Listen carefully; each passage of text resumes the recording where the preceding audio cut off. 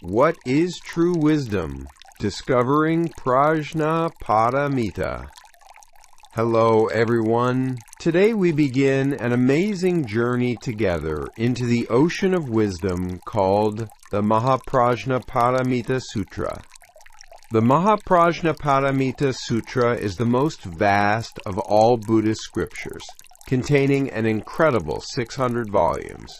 But throughout all that content flows one single message, the story of true wisdom. Have you ever had experiences like this? When your head knows everything but your heart won't follow. When you know what the right choice is but act differently anyway. When people call you smart but your life feels complicated and difficult. The Prajñāpāramitā Sutra begins with exactly these concerns. What's the difference between knowing something and being wise? Between being smart and being truly wise? Let me first explain the term Prajñāpāramitā that we'll explore together today.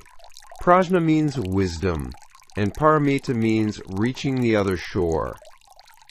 So Prajñāpāramitā means taking the boat of wisdom to cross the ocean of suffering and reach the peaceful shore beyond.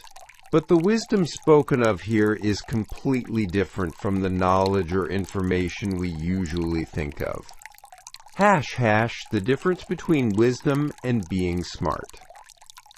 So how is true wisdom different from simply being smart? Let me give you an example. There are two people. One graduated from a prestigious university and even earned a doctorate, a very smart person. The other doesn't have high education credentials but never loses warmth in relationships with people and maintains composure even in difficult situations. Who would be the wiser person? The wisdom the Prajñāpāramitā Sutra speaks of isn't simply knowing a lot. It's about how to apply what you know to real life to make yourself and others happy. Knowledge is information stored in your head, but wisdom is the actual power that transforms life. The Western philosopher Aristotle made a similar distinction. He differentiated between episteme, meaning knowledge, and phronesis, meaning practical wisdom. Phronesis is the ability to judge and execute what constitutes good action in specific situations. This is very similar to the concept of prajna in Buddhism. Modern psychology shows similar research results. Having a high IQ doesn't necessarily mean high life satisfaction. Rather, emotional intelligence, the ability to understand and regulate your own and others' emotions, has a greater impact on actual life success and happiness. So how can we recognize true wisdom? The Prajñāpāramitā Sutra presents several characteristics. First, wise people know what they don't know. Like Socrates' famous saying, "I know that I know nothing." They have humility. Second, wise people can respond flexibly according to situations. They don't cling only to fixed principles, but can sometimes make compassionate judgments that transcend principles. Third, wise people consider not just their own interests, but the good of the whole. Take a look around you. Who are the truly wise people? They're probably not people you admire for their academic background or position, but people who make you feel at peace when you're with them. People you turn to when you have difficulties. Such people don't have special secrets. They simply know how to cultivate true wisdom through life experience. Why knowing alone cannot make us happy. We, living in modern times, are surrounded by more information than any previous era. Through the internet and smartphones, we can access all the world's knowledge. But as information has increased, have we become happier? Aren't we actually experiencing more difficulty with choices, information overload, and stress from comparison? The Prajñāpāramitā Sutra foresaw this phenomenon 2,500 years ago. It made clear that simply knowing cannot bring peace of mind. Why is this? The first reason is that knowledge itself is neutral. Just as a knife can be used for cooking or for harm, knowledge can become either poison or medicine depending on how it's used. Medical information from the internet can help maintain health, but if misinterpreted, it can lead to greater anxiety. The second reason is that the more knowledge increases, the more arrogant one can become. We often see people who act like they know everything just because they know a little. This intellectual arrogance damages relationships with others and makes them stop wanting to learn. The third reason is that what you know only with your head is difficult to apply in real situations. Take driving as an example. Memorizing traffic laws doesn't automatically make you a good driver. Judging and responding to moment-by-moment situations on actual roads is a completely different dimension of ability. The fourth reason is that knowledge is accumulated from the past, but life is happening in the present. No matter how many cases you know, the situation you're facing right now might be completely new. What's needed then isn't memorized information but intuitive wisdom that can accurately grasp the present situation and make the best choice. So what should we do? Should we give up knowing things? Not at all. What's important is clearly defining the boundary between what we know and don't know. Not being attached to what we know while maintaining a mind that wants to keep learning. The Prajñāpāramitā Sutra expresses this as no attainment. Learning with the mind that there's nothing to gain, meaning the attitude of trying to understand without trying to possess. True wisdom that brings peace of mind. So what is the true wisdom the Prajñāpāramitā Sutra speaks of? It's the ability to see situations as they really are. We suffer mostly because we can't see reality as it is, but instead project our expectations, fears, past experiences, or future anxieties onto what we see. Let me give an example. Suppose your boss treated you coldly at work. We can interpret this in various ways. They must dislike me. Did I make a mistake? Are they trying to fire me? But in reality, that boss might have been in a bad mood due to personal problems, or might have simply been busy. True wisdom starts with not making hasty interpretations in such situations, but first accurately grasping the facts themselves. It means clearly distinguishing that the boss treated me more coldly than usual is fact, and everything else is my speculation. The Prajñāpāramitā Sutra presents various methods for developing this clear discrimination ability. One is right mindfulness. Right mindfulness means the ability to notice what's happening in this very moment without distortion. It means paying attention to what's actually happening right here and now, without getting caught up in memories of the past or worries about the future. Modern psychology calls this mindfulness, or present moment awareness. Treatment methods like MBSR, mindfulness-based stress reduction, developed by John Kabat-Zinn, and ACT, acceptance and commitment therapy, are all based on this principle. Countless research results show that when we develop the ability to be awake in the present moment, anxiety and depression decrease, and overall life satisfaction improves. But simply focusing on the present isn't enough. True wisdom in the Prajñāpāramitā Sutra goes one step further. That's realizing impermanence and no self. Impermanence means everything changes. Good things and bad things don't last forever. If you're in a difficult situation now, you can think, "This too shall pass." If you're in a good situation now, you can think, "Let me not get too attached to this." When you realize impermanence, fear of change decreases, and you cherish the present moment more. No self means there's no fixed self. This doesn't mean you don't exist, but that what we think of as me isn't a fixed entity, but a constantly changing process. Just as yesterday's me and today's me aren't completely the same, we become new selves each moment. When you realize this, you don't get too stuck on past mistakes or failures, and you gain hope that you can always start anew. How to make wise judgments in daily life.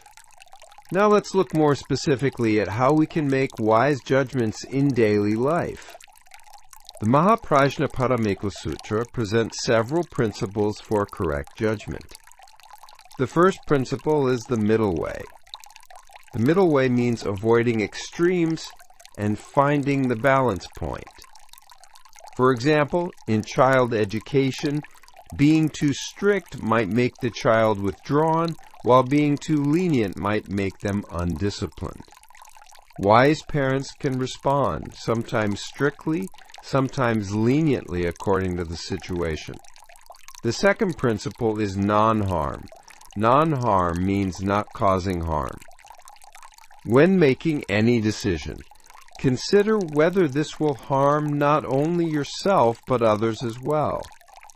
Of course, you can't satisfy everyone, but at least try not to intentionally cause harm. The third principle is skillful means. Skillful means using appropriate methods that fit the situation. The same message sometimes needs to be delivered differently depending on the recipient, explaining in simple words to children, using precise terminology with experts. How can we apply these principles to specific situations? Let me give some examples. Think about when conflict arises with a colleague at work. Responding emotionally might worsen the relationship, but saying nothing won't solve the problem. The wise response is to first organize your own emotions, then try to understand the other person's position while proposing constructive dialogue. Family conflicts are similar. When you disagree with parents, instead of unconditional rebellion or unconditional obedience, the wise attitude is trying to understand each other's positions while finding reasonable solutions together. Acting wisely in relationships. Human relationships are one of the most important parts of our lives.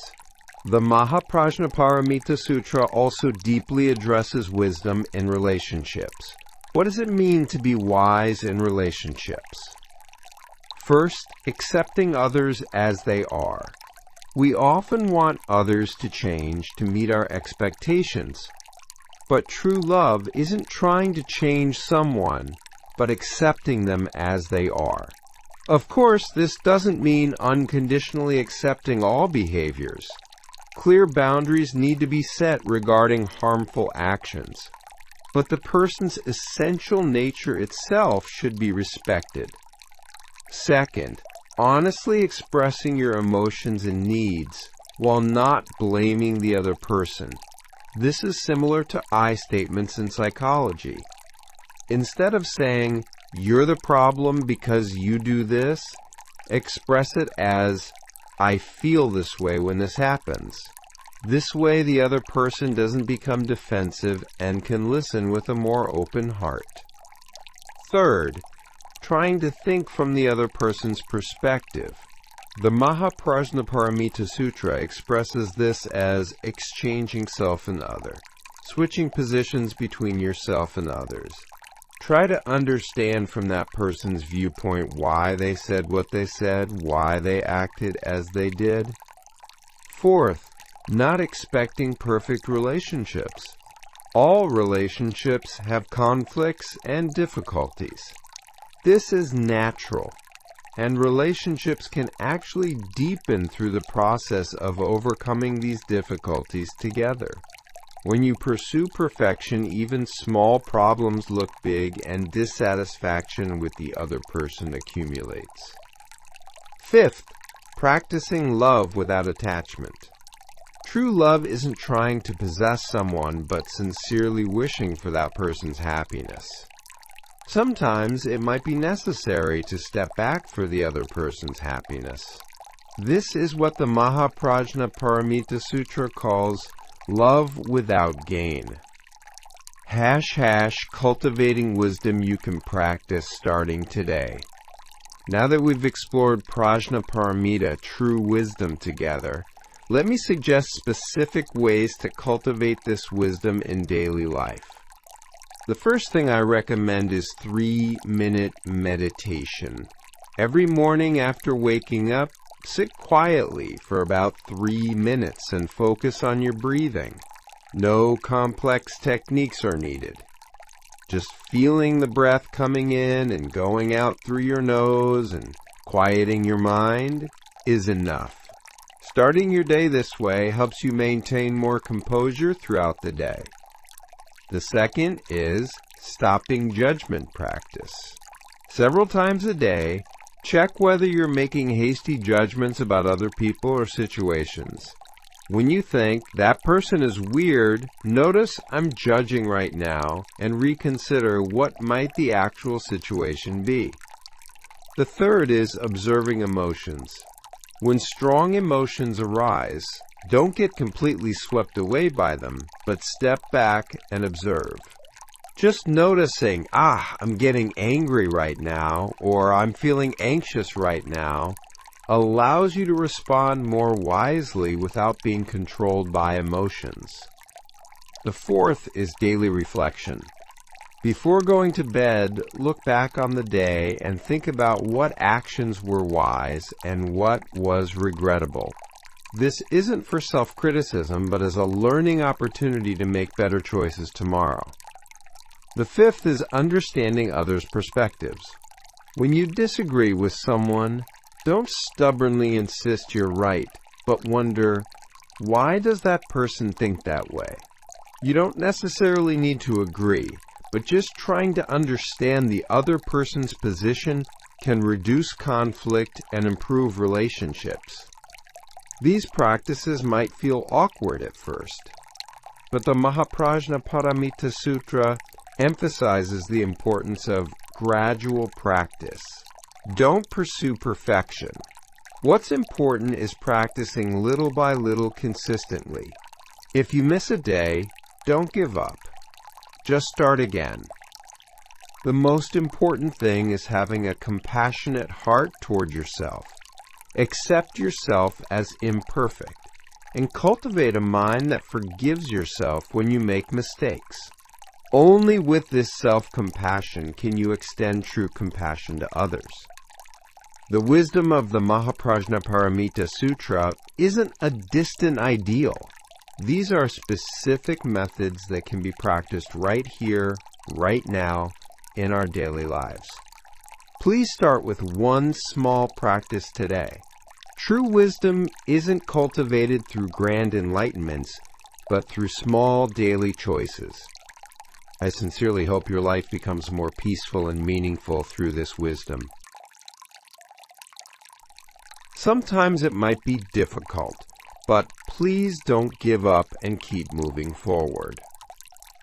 The journey of taking the boat of Prajñāpāramitā to cross the ocean of suffering and reach the peaceful shore has already begun.